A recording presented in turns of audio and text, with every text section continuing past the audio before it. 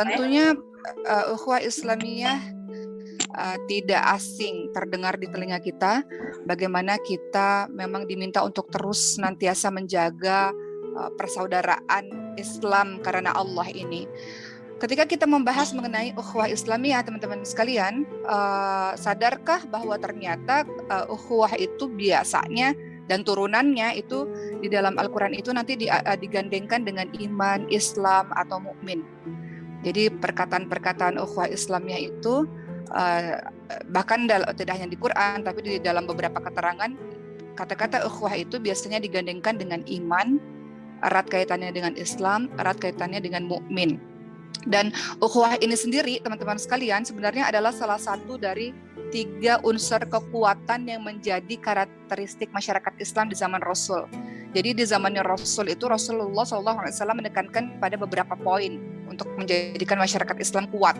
Apa saja itu? Rasul mementingkan yang pertama tentu saja adalah kekuatan iman dan akidah. Yang kedua, Rasul mementingkan yang namanya kekuatan ukhuwah dan ikatan hati. Makanya teman-teman biasanya zikir pagi petang itu selalu berdoa agar Allah senantiasa mengikat hati-hati kita kan. Kemudian yang ketiga, Rasul itu biasanya menekankan dengan kekuatan kepemimpinan dan senjata. Di zamannya Rasul seperti itu. Jadi kekuatan iman akidah itu nomor 1. Kemudian kekuatan ukhuwah dan ikatan hati supaya tidak tercerai-berai.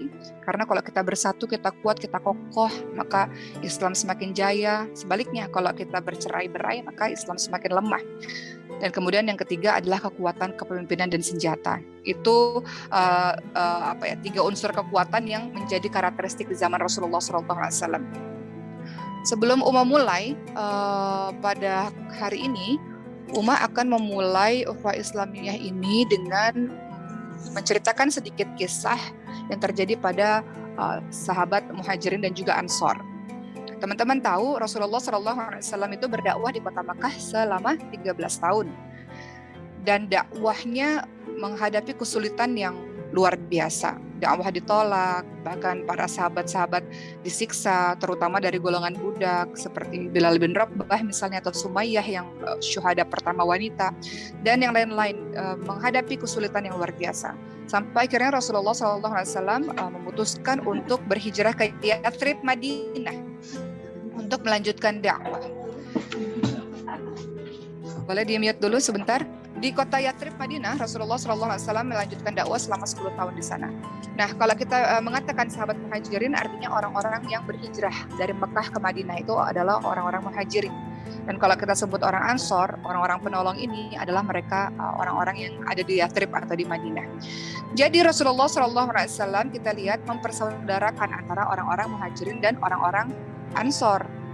Pada saat itu orang-orang Muhajirin tentu saja menghadapi kesulitan. Bayangkan mereka harus berhijrah meninggalkan kampung halamannya. Seringkali tidak bawa harta, berpisah dari orang yang dicintainya, kehilangan orang-orang yang disayanginya. Dalam keadaan sulit mereka berhijrah karena iman, karena Rasulullah SAW dan karena Allah Subhanahu Wa Taala. Maka Rasul mempersaudarakan antara orang-orang Mekah, Muhajirin dengan orang-orang Yathrib, Madinah, teman-teman sekalian. Teman-teman lihat dalam surah Al-Hasyr ayat 9, di situ dijelaskan. Dalam surah Al-Hasyr ayat 9, Allah Subhanahu Wa Taala berfirman yang artinya, dan orang-orang Ansor yang telah menempati kota Madinah dan menempati keimanan, atau orang-orang Ansor beriman sebelum kedatangan orang-orang Muhajirin. Orang-orang Ansor mencintai orang-orang yang berhijrah. Orang-orang Ansor mencintai orang-orang Muhajirin. Dan orang-orang Ansor tidak menaruh keinginan dalam hati mereka terhadap apa-apa yang diberikan kepada mereka. Mereka mengutamakan orang-orang Muhajirin. Orang-orang Ansar mengutamakan orang-orang Muhajirin atas diri mereka sendiri, sekalipun mereka dalam keadaan susah. Jadi orang-orang Ansar ini Masya Allah ya teman-teman sekalian, bahkan sebagian besar dari mereka tidak pernah melihat Rasul, tapi mereka telah beriman kepada Rasulullah SAW. Salah satunya karena dakwah dari seorang sahabat Muhajirin, sahabat Mekah, namanya lupa namanya, Mus'ab bin Umair radhiyallahu anhu. Mus'ab bin Umair radhiyallahu anhu itu adalah salah seorang yang sangat berjasa mendakwahkan Islam. Bahkan sebelum Rasul sampai ke Madinah, orang-orang di Madinah, orang-orang di Yathrib sudah memeluk agama Islam. Jadi orang-orang Ansar ini sangat mencintai orang-orang Muhajirin. Bahkan mereka bersedia agar rumah mereka ditempati oleh orang-orang Muhajirin. Dan pada saat itu jumlah orang-orang Muhajirin, jumlah orang-orang Mekah yang pindah ke Yathrib, pindah ke Madinah itu sangat banyak. Mereka tidak memiliki perbekalan yang cukup, mereka tidak punya tempat tinggal, mereka meninggalkan keluarga mereka, harta mereka. Mereka pergi ke sebuah tempat yang tidak dikenal dan tidak pernah mereka datangi sebelumnya. Bayangkan. Maka Rasulullah tadi memberikan solusi terbaik. Yaitu solusinya apa? Mempersaudarakan orang Muhajirin dengan orang Ansor atas nama ukhuwah Islamiyah.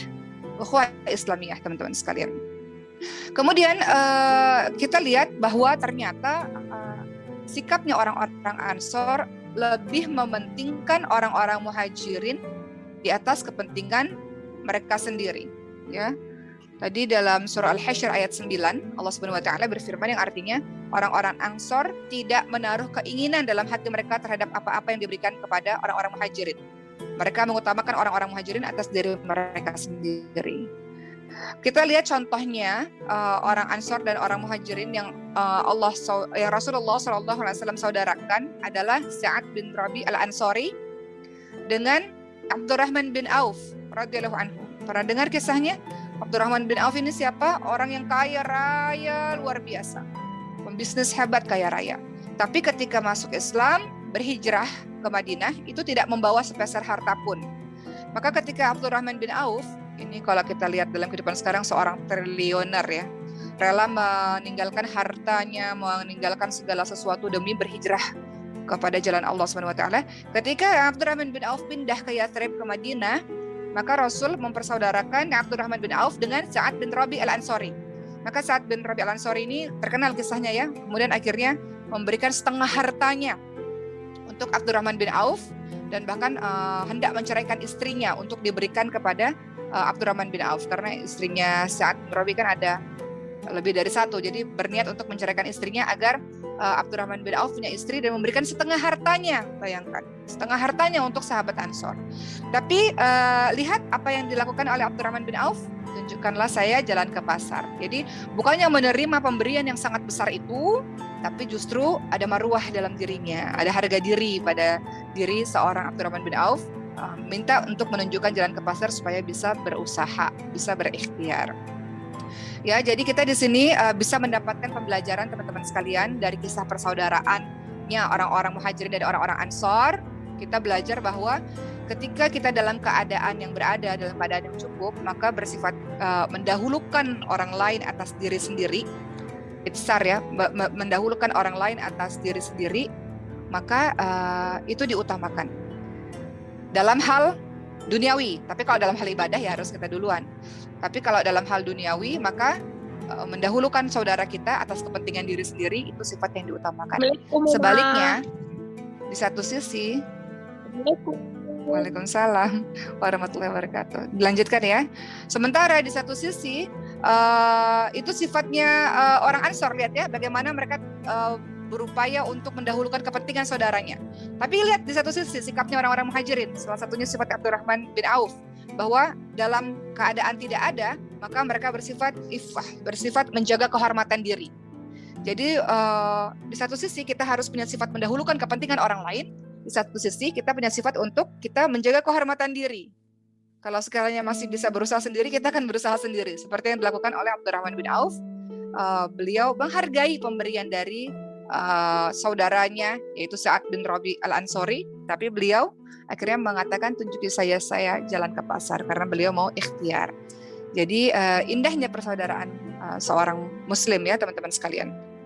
Contoh mendahulukan kepentingan saudara atau mendahulukan kepentingan sesama muslim atau teman-teman kita sendiri, ini juga pernah terjadi di zamannya Rasul ketika pada saat itu ada seorang suami, istri, dan anak di dalam sebuah rumah dan mereka hendak makan. Pada saat itu tiba-tiba datang tamu. Tamunya ini dari jauh. Mereka hendak makan tapi mereka tahu tamunya ini lapar. Akhirnya makanan itu, apa yang dilakukan? Makanan itu akhirnya diberikan kepada sang tamu. Mereka mendahulukan kepentingan saudaranya di atas kepentingan sendiri. Padahal pada saat itu mereka hendak makan, anak-anak mereka hendak makan, tapi mereka memberikan makanan tersebut kepada tamu itu. Ini bagian yang indah ya. Coba kita lihat dalam kehidupan kita sekarang, terutama di daerah perkotaan. Mungkin kalau daerah pedesaan kita masih lihat adanya saling tolong menolong, gotong royong. Tapi sebagian kita lihat di daerah perkotaan sudah mulai individualistik ya. Teman-teman tinggal di Bintaro nih, yang sebagian besar teman-teman masuk Universitas Pusat. daerah-daerah perkotaan ya. Jadi sebagian hidup masing-masing. Tapi ternyata Islam mengajarkan kita untuk saling gotong royong, saling peduli. Sebagaimana tadi Uma kisahkan cerita orang-orang Ansor dan orang-orang Muhajirin, Masya Allah.